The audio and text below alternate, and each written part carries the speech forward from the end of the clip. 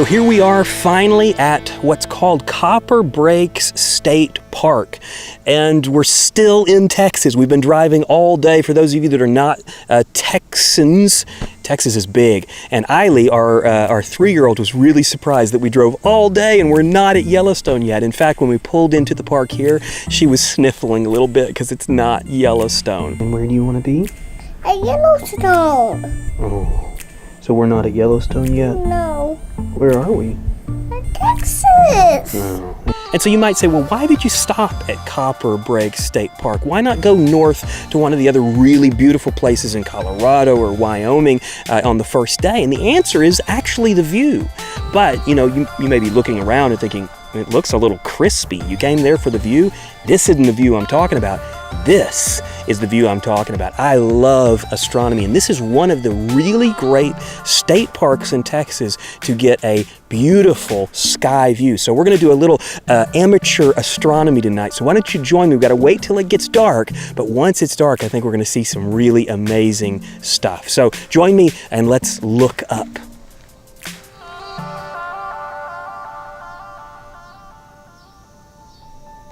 We spent hours out after the sun was down, and we saw some amazing stuff. We saw the silvery band of the Milky Way that sort of came across the middle of the sky. We saw the moon rise blood red through the trees. It was really cool. We saw some shooting stars. We even saw some bats hanging around.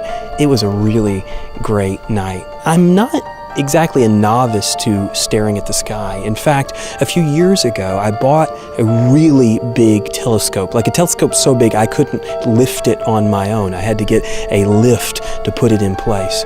I set it up in my backyard. I had this little astronomy lab, and it was a cool little spot, but the experience wasn't nearly as great as being out here. And that's sort of how life is. You get what you put into it, don't you? If you're lazy and your only commitment is to walk out the back door, your experience may not be as great as if you are willing to drive all this way and stay up late and stare at the stars. So, here's the lesson that appears in this chapter of the book, Eternal Rewards, that we're talking about. It's that not everybody's experience will be the same in heaven. If you're like me, you probably grew up in a church where it seemed as if the lesson was, once we get to heaven, we're all equal. Once we get to heaven, there will be no difference between you and me and anybody else.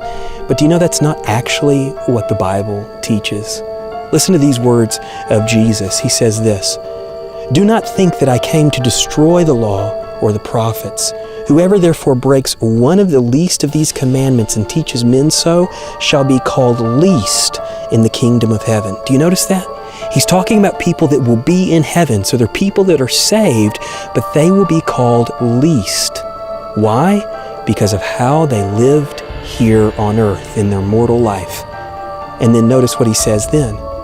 He says, "But whoever does and teaches them, he shall be called great in the kingdom of heaven." So we have two groups. We have those who are called least because of how they lived here and now, and then we have those in heaven who will be called great because of how they live here and now. So here's the calling. You can either be least or great in the kingdom of heaven. This isn't about personal pride or self-centeredness. This is about eternal rewards. And that's what we're going to continue talking about in the rest of this road trip. So thanks for watching, and I look forward to taking you on the next leg of the journey.